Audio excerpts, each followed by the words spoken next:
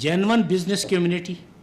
और वो माफिया जिन्होंने कि बिजनेस मैन या बिजनेस कम्युनिटी का लिबादा उड़ा हुआ है, आपने इसमें फ़र्क रवा रखना है। हमारे केसेस की ज़्यादा तादाद उन हाउसिंग सोसाइटीज़ के बारे में है। आप यकीन करें कि ऐसी हाउसिंग सोसाइटीज़ भी हैं जिनके पास 500 गज ज़मीन नहीं थी, उन्होंने 1 लाख से ज़्यादा फार्म तकसीम किए, उन्होंने 50 करोड़ से ज़्यादा रुपया एक हफ़्ते के अंदर इकट्ठा किया, और जब वो करोड़ कोई 2.5 अरब की सूरत में चेंज हुआ तो वो लेके दुबई चले गए, और इस वक्त वो दुबई से भी कहीं आगे जाके बैठे हैं। कुछ सोसाइटीज़ तो उन लोगों की थी जिनका ख्याल था कि हमारी तरफ देखा भी नहीं जा सकता,